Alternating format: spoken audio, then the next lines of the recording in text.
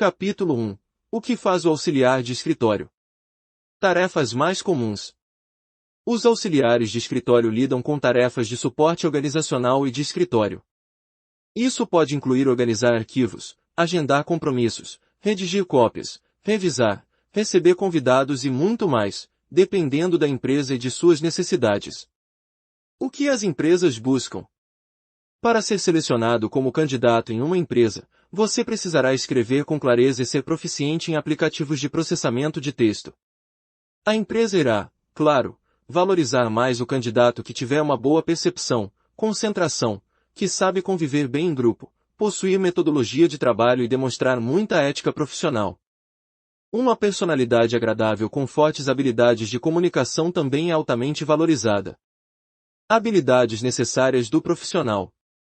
Habilidades de manutenção de registros. Capacidade de manter calendários atualizados e agendar compromissos. Capacidade de entender e seguir instruções e procedimentos específicos. Capacidade de preparar e imprimir documentos de rotina. Habilidades de processamento de texto e/ou entrada de dados. Habilidade no uso de equipamentos básicos de escritório operacional. Habilidades de recepcionista. Condições de trabalho. Nenhum esforço físico ou muito limitado é necessário. Nenhuma ou muito limitada exposição ao risco físico. O trabalho é normalmente realizado em um ambiente de trabalho típico de interior ou escritório.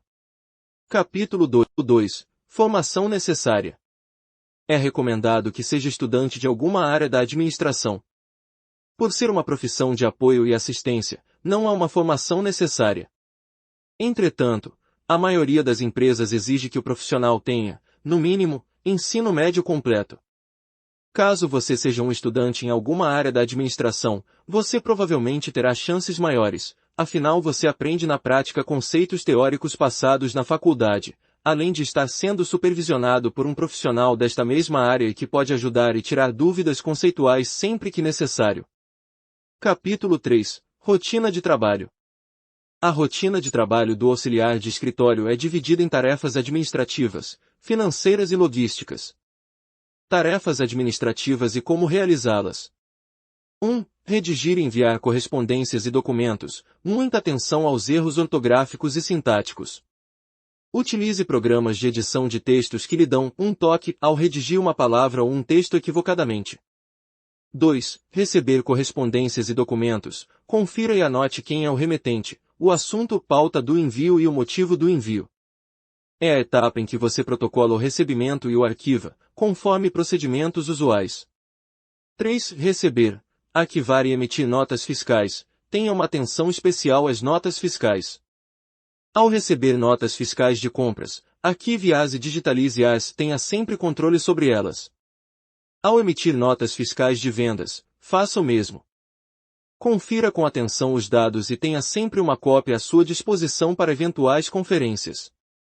4. Digitalizar documentos para arquivamento online. Seja muito bem organizado em relação às pastas. Cada fornecedor, cliente ou parceiro deve ter uma pasta com todos os seus arquivos e documentos que lhe dizem a respeito.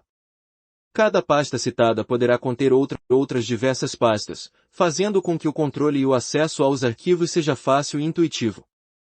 Em um período pré-determinado, faça o backup, cópia de segurança, dos arquivos em um servidor, HD externo ou pendrive. 5. Imprimir e tirar cópias de documentos para arquivo físico. Estamos na era digital. Opte pelo arquivamento online. É mais seguro, prático e ambientalmente correto. Entretanto, caso o arquivo seja usado frequentemente, documentos importantes da empresa, por exemplo, você pode utilizar o arquivo físico. Dentre as regras de arquivamento, utilize o básico e o mais comum, por ordem alfabética. 6. Atender telefonemas. Sempre anotar telefonemas importantes e, caso prometa resolver algum tipo de problema, faça-o prontamente. Tenha iniciativa e seja eficiente na resolução de problemas. Tarefas financeiras e como realizá-las. 1. Enviar documentos para o departamento contábil e fiscal. Por mais que haja confiança entre os setores da organização, peça que o responsável do setor assine um documento confirmando o recebimento. Isso pode evitar futuros, e possíveis, problemas administrativos, tanto para você, quanto para quem recebeu o documento. 2. Controlar os recebimentos da empresa e as contas a pagar. Guarde todos os comprovantes e ou notas fiscais para conferências de valores.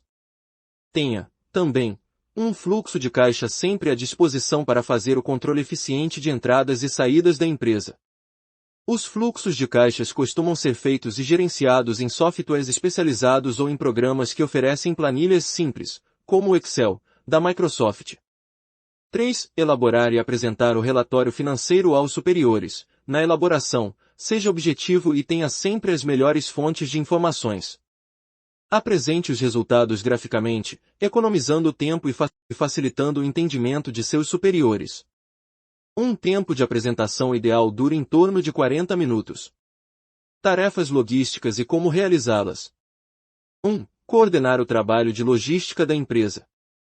Cobre precisão do responsável da área de logística no que tange aos cálculos de estoque mínimo, máximo, de segurança, etc. Solicite agilidade dos colaboradores da área para informarem sobre a necessidade de compra de matéria-prima ou outras reposições em geral e peça para que se livrem do estoque morto.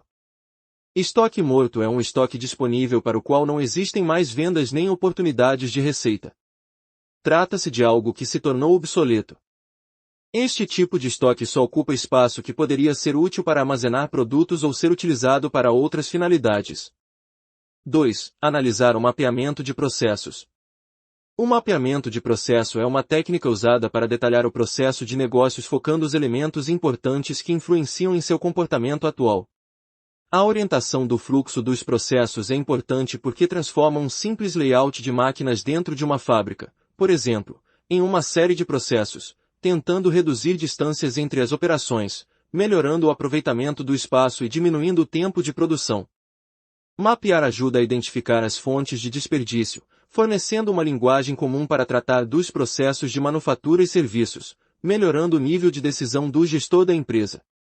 Analise, em conjunto com os colaboradores do setor de logística, possíveis melhorias para o fluxo de processos atualmente utilizado. A empresa deve mudar constantemente em busca da eficiência máxima dos processos. Capítulo 4. Como ser um bom profissional de comunicação. 1. Simpatia. Um assistente de escritório pode ser a primeira pessoa que um cliente vê ao entrar no escritório. Se o ocupante principal do escritório estiver fora no momento, o assistente do escritório pode ser a única pessoa com quem o visitante interage.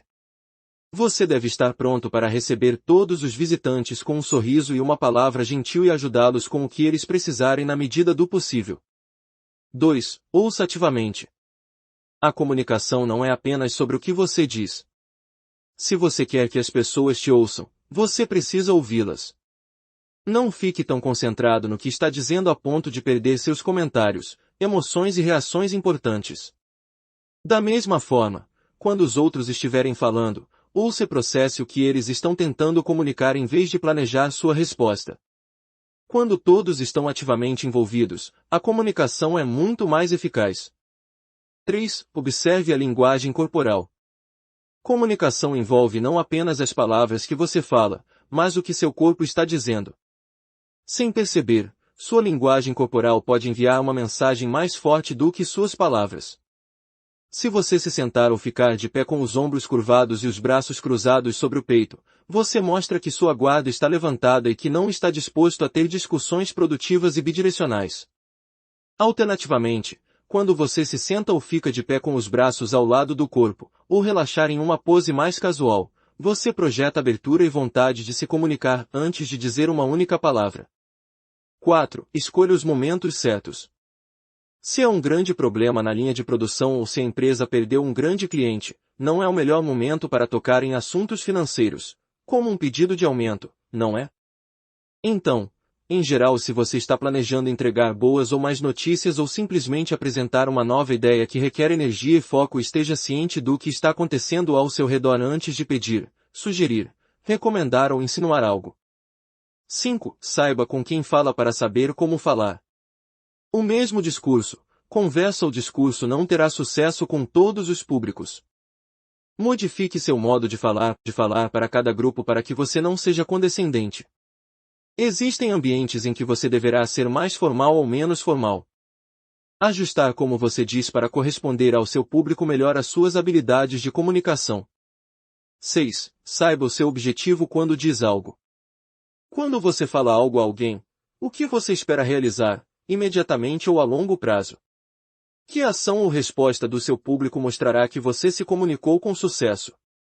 Compreender seus objetivos ajudará a moldar seu estilo de comunicação e torná-lo mais eficaz. Capítulo 5. Estou no escritório. E agora, o que eu faço? Está no escritório e não faz a mínima ideia de como iniciar sua função. Tudo bem. Vamos às dicas. 1. Organize-se. Verifique, sobretudo, o que pode ser melhorado em termos de arrumação de sua sala, disposição dos móveis, material, etc. Deixe a mesa em ordem, sem excesso de papéis. Tenha os materiais sempre próximos, à sua disposição. 2. Depois do expediente. Manter os equipamentos desligados e em condições de uso para o dia seguinte. 3. Estabeleça prioridades. Liste o que deve ser feito primeiramente, o que deve ser feito durante o dia, durante a semana e durante o mês. Tenha, de preferência, uma agenda para lhe auxiliar na ordenação de tarefas e agendamento de compromissos importantes. 4. Analise os processos. Observe que procedimentos podem ser racionalizados, eliminados ou simplificados no que diz respeito às tarefas do setor. Se necessário, faça uma apresentação para seu superior mostrando-lhe o que você enxerga que pode melhorar, o que deve ser deixado de lado e o que pode e deve ser simplificado. 5. Ponha ordem na casa. Confira se há documentos atrasados para arquivar, boletos e notas fiscais para serem emitidos, relatórios a serem feitos, materiais a serem comprados, sala a ser limpa, etc. 6. Não pare de estudar e de se profissionalizar. Seu trabalho se tornará mais agradável e simples se você dispuser de conhecimentos profissionais em abundância. Não pare de se atualizar para o mercado de trabalho. 7. Informe-se. Conheça o local de trabalho, seções, arquivos, materiais, chefes e seus respectivos nomes, funções e os demais funcionários. Atenção redobrada ao conferir ou revisar algum documento. Tenha sempre um dicionário à disposição, seja ele físico ou online, há vários na internet. Não deixe de fazer marcas, no que precisa ser corrigido ou redigido para que nenhum detalhe escape de você. Não confie apenas no seu cérebro. Anote tudo. Capítulo 6. Gerenciamento de documentos. Quando você recebe um documento de um colega de trabalho, fornecedor ou cliente, é tentador apenas guardá-lo, em uma pilha em sua mesa ou gaveta, ou mantê-lo em sua caixa de entrada de e-mail ou pasta de downloads. 1. Parece interessante, mas vou dar uma olhada nisso mais tarde, quando tiver mais tempo. Soa familiar. Depois de um tempo, muitos desses documentos se acumulam, levando à desordem. E torna-se cada vez menos provável que você encontre tempo para voltar e organizar todas essas informações. Enquanto isso, você pode gastar muito tempo precioso procurando documentos que se perderam em toda a bagunça. Então, por que não adotar uma abordagem diferente, para garantir que você esteja sempre confiante em encontrar coisas quando precisar delas?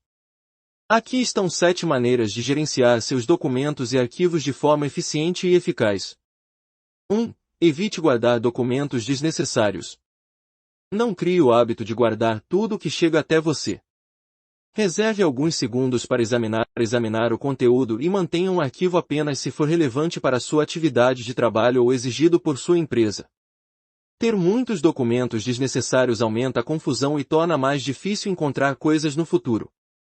2. Siga um método consistente para nomear seus arquivos e pastas.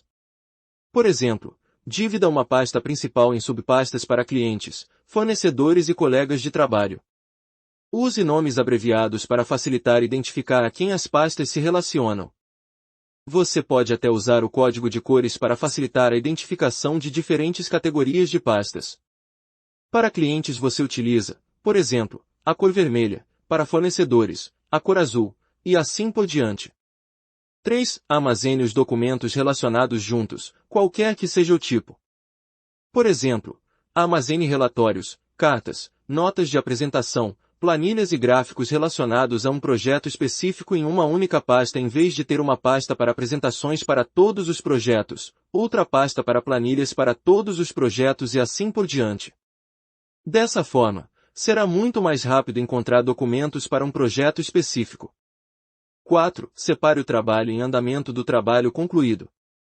Algumas pessoas preferem manter o trabalho atual ou em andamento em sua mesa ou na área de trabalho do computador até que um trabalho seja concluído. Então, uma vez feito, eles o movem para o local apropriado, onde os arquivos da mesma categoria são armazenados. Em intervalos periódicos, por exemplo, semanalmente ou a cada 2 semanas, mova os arquivos nos quais você não está mais trabalhando para as pastas onde seu trabalho concluído está armazenado. 5. Evite encher demais as pastas. Se você tiver um grande número de arquivos em uma pasta ou um grande número de subpastas em uma pasta principal, divida-os em grupos menores, subpastas. Por exemplo, você pode dividir uma pasta chamada Plano de Negócios em subpastas chamadas BP 2021, BP 2022 e BP 2023. Da mesma forma, você pode dividir uma pasta para um cliente chamada Cliente A em subpastas denominadas Apresentações de Vendas do Cliente A e Contratos do Cliente A. A ideia é colocar cada arquivo em uma pasta ou subpasta lógica, em vez de ter uma lista enorme de arquivos. 6. Organize os documentos por data. Certifique-se de que a data de um documento esteja clara, destacando-a ou adicionando-a a um documento em papel, ou incluindo-a no título de um documento eletrônico. Isso o ajudará a organizar seus documentos cronologicamente, sem precisar abrir cada um. E você poderá encontrá-los mais facilmente no futuro. 7. Faça cópias digitais de documentos em papel. Isso é útil se você não tiver muito espaço para armazenar documentos em papel, se você deseja arquivar documentos sem destruí-los completamente, se você precisa compartilhar documentos eletronicamente, ou se deseja tornar seu armazenamento de informações mais seguro. Isso não será apropriado para todos os tipos de documentos, por exemplo, contratos legais ou documentos com assinaturas originais, então use seu bom senso aqui. Capítulo 7. Considerações finais. Toda empresa se esforça para se desenvolver e crescer. A contratação de novos funcionários é uma parte inevitável da expansão do negócio, melhorando, obtendo mais clientes, melhores serviços e resultados gerais e mantendo uma boa reputação.